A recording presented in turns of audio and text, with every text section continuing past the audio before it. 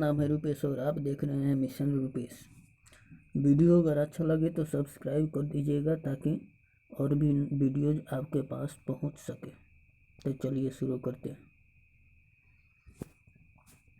भारत में आर्यों का आगमन 1500 ईसा पूर्व में हुआ था। हालांकि ये आर्य सबसे पहले पंजाब और अफगानिस्तान में आकर बसे और इनके बसने के बाद से ही यानी आर्यों से ही वैदिक सभ्यता की शुरुआत हुई थी। वैदिक काल का विभाजन दो भागों में किया जाता है, जिसमें एक ऋग्वैदिक काल है और दूसरा उत्तर वैदिक काल। ऋग्वैदिक काल 1500 से लेकर 1000 ईसा पूर्व तक के काल को कहा जाता है और उत्तर वैदिक काल 1000 ईसा पूर्व से लेकर 600 ईसा पूर्व तक के काल को कहा जाता है। आज सर्वप्रथम पंजाब एवं अफगानिस्तान में आकर बसे थे और एक मैक्स मुलर नामक विद्वान ने आर्यों का मूल निवास स्थान मध्य एशिया को माना है।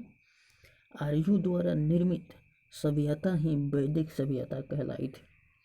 आर्यों द्वारा विकसित सभ्यता ग्रामीण सभ्यता थी और आर्यों की भाषा संस्कृत थी। आर्यों के प्रशासनिक इकाई आरोही क्रम में 5 भागों में बांटा था, जिसमें से एक था कुल, दूसरा ग्राम, तीसरा विष, चौथा जन और पांचवा राष्ट्र। ग्राम के मुखिया आर्यों के समय ग्राम के मुखिया ग्रामणी एवं विष का प्रधान विषपति कहलाते थे। जन के शासक को राजन कहा जाता था। राज्य अधिकारियों में पुरोहित एवं सेनानी प्रमुख थे और भी ये आर्यों द्वारा खोजी गई वस्तु जो थी, आर्यों द्वारा खोजी गई धातु लोहा थी। सबसे पहले आर्यों ने लोहा को ही खोजा था और उसके बाद में उससे भी लोग धीरे धीरे औजार भी बनाना शुरू कर दिए थे। आर्यों का प्रिय पशु घोड़ा था तथा उनका सर्वाधिक प्रिय देवता इंद्र थे, ऐसा कहा जाता है। और इन्हीं के काल से बहुत सारी सभ्यताओं का विकास हुआ था। हालांकि ये आर्य जब भारत में आए तो वैदिक सभ्यता की शुरुआत हुई थी और यही वैदिक सभ्यता की शुरुआत होने के बाद से मानव सभ्य रहने लगा था, सभ्य होने लगा था और धीरे धीरे समझदार बनने लगा था। महावीर का जन्म 540 ईसा पूर्व में। तो कुछ और जानते हैं महावीर के जन्म के बारे में। और महावीर जो कि जैन धर्म के प्रवर्तक है, इनका डिटेल जानते हैं। जैन धर्म के प्रथम तीर्थंकर और संस्थापक थे ऋषभदेव जी। ऋषभदेव जैन धर्म के प्रथम तीर्थंकर और संस्थापक थे ऋषभदेव। जैन धर्म के 23वें तीर्थंकर पार्श्वनाथ थे, जो कि इक्ष्वाकु वंश के राजा अश्वसेन के पुत्र थे। इन्होंने 30 वर्ष की अवस्था में संन्यास जीवन को स्वीकार किया था तथा 24वें तीर्थंकर हुए महावीर जैन, जो कि 24वें और अंतिम तीर्थंकर थे और इनसे ही जैन धर्म का बोलबाला बहुत अधिक बढ़ा था। तो महावीर जैन जी का जन्म हुआ था 540 ईसा पूर्व में कुंड ग्राम वैशाली में और इनके पिता का नाम सिद्धार्थ था। ज्ञात्री कुल के सरदार थे इनके पिता और माता का नाम त्रिशला था, जो कि लिच्छवी के राजा चेटक की बहन थी इनकी माता त्रिशला। महावीर की पत्नी का नाम यशोदा था। महावीर की पत्नी का नाम यशोदा था। महावीर की पत्नी का नाम यशोदा था और पुत्री का नाम अनुजा प्रियदर्शिनी था। महावीर जैन के बचपन का नाम वर्धमान था। इन्होंने 30 वर्ष की उम्र में माता पिता की मृत्यु के पश्चात अपने बड़े भाई नंदीवर्धन से अनुमति लेकर संन्यास जीवन को स्वीकारा था। 12 वर्षों की कठिन तपस्या के बाद महावीर को जंभी के समीप ऋजुपालिका नदी के तट पर साल वृक्ष के नीचे तपस्या करते हुए बोध हुआ था, यानी ज्ञान हुआ था। इसी समय से महावीर जीन का अर्थ होता है विजेता, और इसी से जैन धर्म बना था, इसी शब्द से जीन। इसी समय से महावीर ने जीन, अरहत और निर्ग्रंथ कहलाए। अरहत का अर्थ होता है पूज्य और निर्ग्रंथ का अर्थ होता है बंधन है। और भी आपको बता दें इनके बारे में कि महावीर जैन ने 363 पाखंड मत चलाए, 363 पाखंड मत। और आगे चलकर ये जैन धर्म 2 भागों में बट गया था, जिसमें से एक का नाम है दिगंबर और दूसरे का नाम है श्वेतांबर। श्वेतांबर श्वेत वस्त्र धारण करने वाले होते हैं और दिगंबर नग्न रहने वाले होते हैं। लेकिन एक सोचने वाली बात यह है कि नग्न रहने से क्या भगवान मिल जाएगा? ये लोग नग्न रहते हैं, यह एक बहुत गलत बात है। तो चलिए फिर आगे बढ़ते हैं। गौतम बुद्ध का जन्म 563 ईसा पूर्व में हुआ था। तो कुछ और डिटेल जान लेते हैं इनके बारे में भी। बौद्ध धर्म के संस्थापक थे ये गौतम बुद्ध, जिनका जन्म 563 ईसा पूर्व में हुआ था। और इनका जन्म 563 ईसा पूर्व में कपिलवस्तु के लुम्बिनी नामक स्थान पर हुआ था। इनके पिता का नाम सुदोधन, जो कि शाक्यगण के मुखिया थे, और इनकी माता का नाम महामाया था। महामाया, इनके माँ का नाम महामाया था। इनका लालन पोषण इनकी सौतेली माँ ने किया था, जिनका नाम था गौतमी। और गौतम बुद्ध के बचपन का नाम था सिद्धार्थ। और इनका विवाह हो गया था 16 वर्ष की अवस्था में। इनके पत्नी का नाम था यशोधरा और इनके पुत्र का नाम राहुल था। ये बौद्ध धर्म के संस्थापक माने जाते हैं। इन्हीं से बौद्ध धर्म की शुरुआत हुई थी। 29 वर्ष की अवस्था में इन्होंने गृह त्याग कर दिया था। 29 वर्ष की अवस्था में इन्होंने गृह त्याग कर दिया था। और इनकी मृत्यु 80 वर्ष की अवस्था में 483 ईसा पूर्व में कुशीनगर, जो कि देवरिया उत्तर प्रदेश में पड़ता है, कुशीनगर में चुंद द्वारा अर्पित भोजन करने के बाद हो गई, जिसे बौद्ध धर्म में महापरिनिर्वाण कहा गया है। उसके बाद में मल्लों ने, उस समय वहाँ पर मल्लों का शासन था, और मल्लों ने अत्यंत सम्मानपूर्वक बुद्ध का अंत्येष्टि संस्कार किया था। इन्होंने बहुत सारे उपदेश दिए थे। इन्होंने ये भी कहे थे कि विश्व दुखों से भरा हुआ है, और बौद्ध धर्म के त्रिरत्न थे बुद्ध, धम्म एवं संघ।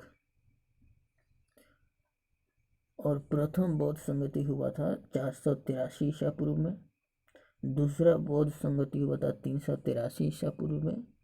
तीसरा बौद्ध संगति हुआ था 255 ईसा पूर्व में।